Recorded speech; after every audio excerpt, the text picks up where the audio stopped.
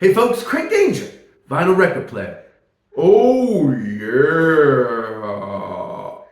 Back again with 1970. We're talking about 5 underrated, I'm going to also say must-have albums from 1970. And what a great year. I got to say, this one was a little tough because for some reason I had a bunch of 1971 albums down as 1970. Hey, but there's no mix-ups now. All we have is fantastic albums that again are must-haves. But you should know that this is not going to be a smooth ride. So obviously, safety first, and buckle up.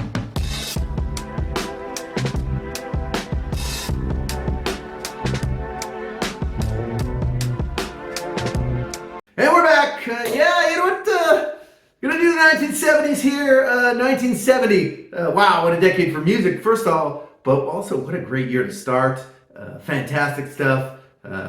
You know what? I'm just going to go ahead. I've been preambling and rambling quite enough lately. I think we should be talking about what? Working Man's Dead from 1970. The Grateful Dead, of course. So this album, here's the thing, is if you're like a Grateful Dead fan, you'll be like, what? What are you talking about? That's not possible. How could this be overrated or underrated? The reason why I think in this case is, of course, this. This, of course, is American Beauty, 1970. Later, this was actually the follow-up for Working Man's Dead. But you know what? I feel like a lot of people give American Beauty just so much more credit than this album. And this album, again, is absolutely fantastic. Cover to cover, really fantastic. You got Casey Jones on here. You got Easy Wind. Woo! Easy Wind is probably one of the bluesiest, best songs you'll hear today if you actually check it out. Wow, fantastic record. This was recorded basically in a variety of places. The Grateful Dead's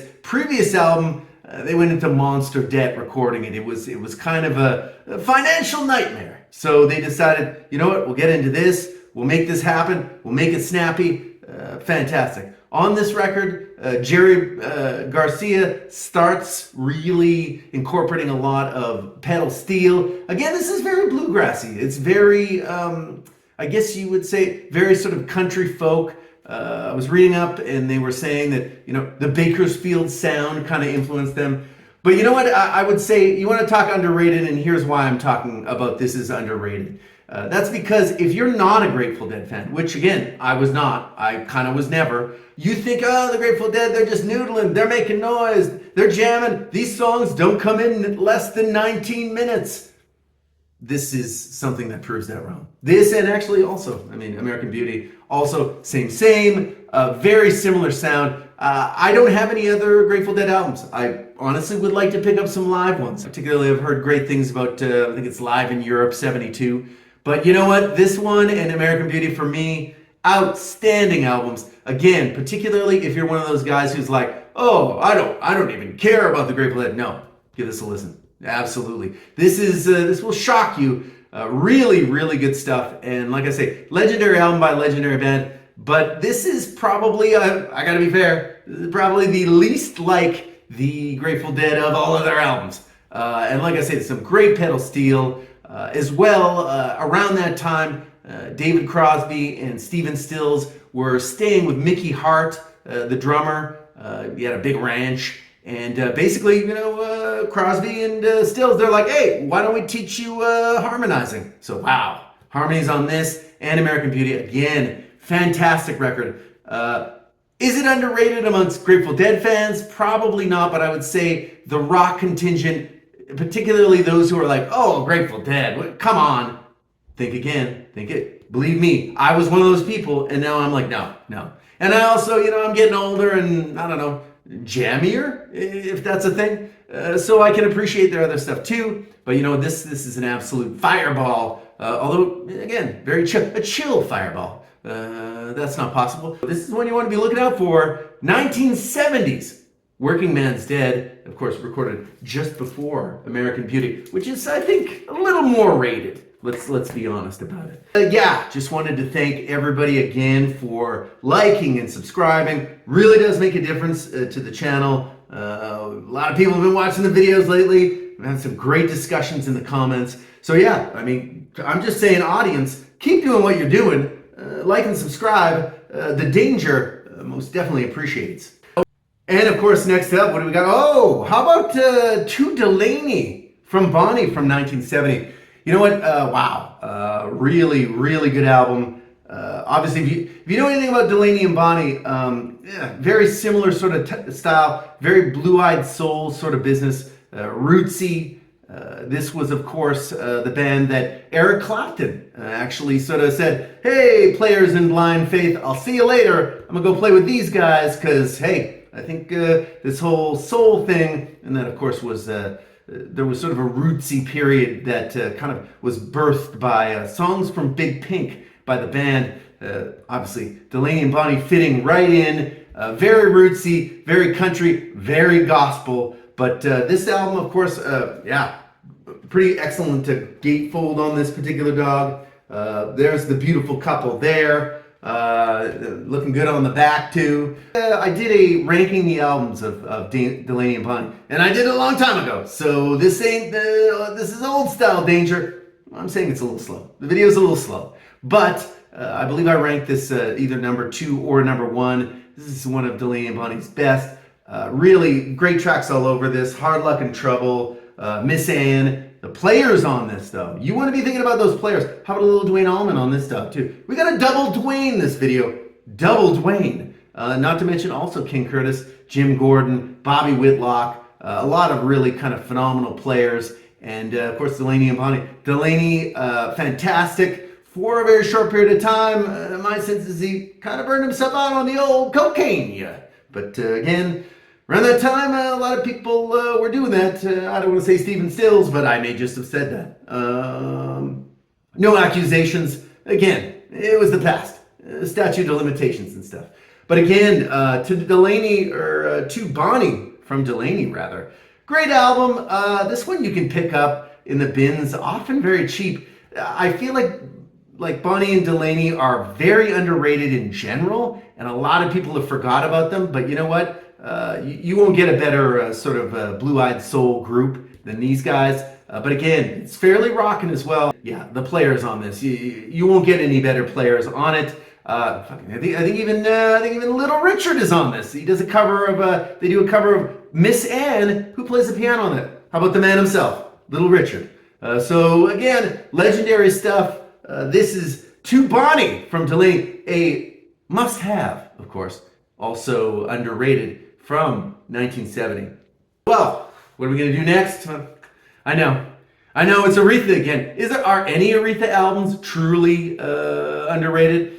Very, very good question. I think, by all means, this one most definitely is. And the reason why is, of course, this one. This is, of course, Spirit in the Dark from 1970. 2 albums, again, in 1970. And you know what? This one, there's like a lot of elements of it's 3 stars. It's not that great of an album, blah, blah, blah. No, wrong. How about wrong? How about Dwayne Allman on this particular album on a couple of tracks, including the band's The Wait, which, wow, fantastic version. Apparently Aretha didn't even like it. Let's be honest, Aretha was wrong. The version of that is fantastic. A lot of really great songs. Let It Be is on this. It was actually the first commercial release of Let It Be. Probably outside of the Beatles, obviously. But you know what? Ooh, this is good. I know, you're thinking to yourself, hey, what is the key track on this? Well, it can only be, I believe it's Spooner Oldham and Dan Penn's Dark End of the Street. Ooh, smoking. There's a member of the vinyl community who every once in a while I see, have not seen some videos from her in quite some time. Her name's Marsha P. She had talked about Aretha's version, and I was like, well, James Carr's version is absolutely number 1. Changed my mind. Aretha hath changed this mind. The mind of the danger has been changed by Aretha, which again, anything Aretha, again, I've said it a million times. Everything 67 to 72 you can buy. You want to get aggressive, you go up to 76, you're not going to have any trouble. But this one in particular, I think because of Spirit in the Dark, which always sort of gets the plaudits, the fact is that, yeah, this album, cover to cover, is fantastic. Son of a Preacher Man is on here. It's not the greatest version, perhaps, but I think the rest of the album is fantastic. Again, you got King Curtis on here, Dwayne Allman, I'm sure probably Jim Gordon is on here, or Bernard Purdy, probably Jim Gordon. Again, just amazing musicians, a little Tom Dowd production, plus of course Arif Mardin and Jerry Wexler. This is again peak period Aretha. But yeah, this one always gets a little shade, and I don't know why, because again, the Dark End of the Street on this, wow. That's I think the only version you need to see. There's a bit at the end where she's just like, I do not care if they find us, and you're like, oh my God, she doesn't care. But she's at the dark end of the street. She should care. No, doesn't care. That's Aretha. Just does not give that. She doesn't care. So this one again. I think this is gotta be real. This is, I think, possibly her best 1970s album. I'm willing to say that. Big pronouncement here from the Danger. But yeah, wow. Aretha Franklin, This Girl's in Love with You. Don't be missing out on this one just because you have Spirit in the Dark. Again, I think this is by far the superior album. So again, we're talking about what? We are talking about underrated must-haves. And of course, we're talking about This Girl's in Love with You. Aretha Franklin, 1970. Well, what's coming up next? And coming up next, what do we got? Oh, what is this? What is this? You're thinking to yourself. How about Wishbone Ash, the debut? I actually did a series. Probably if you check the comments, I usually pin that up. But I did a series on underrated debut LPs as well. This one's wow, a winner. I think honestly, they never really did an album exactly like this. Real heavy rockin' sort of vibes on side one. Real sort of trippy, proggy vibes on side two. Again, what a great album. This is a band just sort of getting into its own. Their kind of origin story was apparently they were opening for Deep Purple. Richie Blackmore hears them and he's like, oh my God, these guys need to be signed. Oh my God, get them out there. And I think actually they were managed by the same manager as Deep Purple. But wow, you want to again talk about a fantastic record, particularly side one. Wow. It is really, again, this one surprised me because I was not expecting a ton from it. But you know what? Legendary sort of guitar riffing all over, particularly side one. And yeah, like I say, it's kind of two albums in one. You love the prog? Well, hey, you're going to be chilling for about 11, 12, 13 minutes at a time for a 2-track side B. But again, I think this album doesn't get enough sort of credit and respect, particularly in hard rock circles, and it should. Like I say, fantastic. And for a debut, this is a band that, was going to go somewhere, and obviously they did it. I believe actually Wishbone Ash actually still exists. Probably not a lot of those members left, but quality stuff and something that you should have in your collection. So, must have, underrated, 1970, Wishbone Ash, the self-titled LP. Wow. It's a scorcher, particularly against side one. Is just like, oh, get out of here. This wasn't Shrink, so it is what it is, but I can only be talking about Syl Johnson's Is It Because I'm Black? Now, wow, this is a phenomenal album. I first came across it, just sort of in my regular explorations, and I did hear the title track, Is It Because I'm Black? Wow. First of all, wow. Legendary track. If you don't know that song, you absolutely need to hear that song. Went to number 11 on R&B charts in the United States. But you want to talk about what a excellent record from cover to cover. Does a great cover of Come Together. This is not what you would call your average soul record. There's a lot about Syl Johnson that's very, very bluesy. So if you do appreciate the blues, again, Syl's your man. You got Concrete Playground on this. The Black Balloons is a really good one. But you know what? And this was actually seen as sort of the first black concept album, as a matter of fact. A full year before Marvin Gaye's What's Going On. And yeah, it's amazing. If this is something of interest to you, certainly listen to his 60s material. Basically was sampled to death by rappers. All fantastic, funky stuff. But there's a great documentary available on the web. I actually have seen it. It's called Any Way the Wind Blows. And it's about Syl Johnson, and it sort of captures a lot of great footage of him just before he passes and kind of tells his origin story. And wow, what an interesting character. Syl Johnson never really had that much success, was unfortunate to be on the high label with, of course, Al Green. Problem is with a high label, well, there was a lot of money to promote Al Green, and there was no money, or dollars and donuts, but mostly donuts, for guys like Syl. And obviously Ann Peebles kind of suffered in the same way.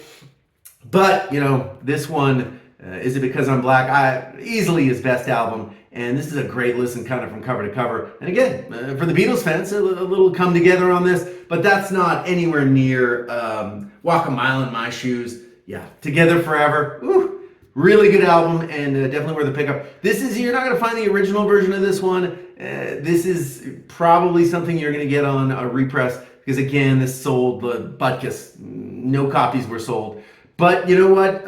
It's worth looking out for. At least even if you listen to it on the streams. I think even those people who are like, oh, soul music, I don't enjoy that. Well, you know what? Give this a listen. Very bluesy stuff. Again, a little bit rockin' as well. So, woo! There we go. A little bit of, wow. I think we just talked about 5 must-have also underrated LPs from 1970. So anyway, thanks again for tuning in. Like, subscribe. Anyone that has any comments, what did you love in 1970? Any underrated albums that you think, particularly underrated ones? Because again, the comments have been amazing lately. And certainly there's a lot of really great comments about particular albums of that time. So again, thank you again for joining me. And I'm going to go ahead and I'm going to see you on the next one.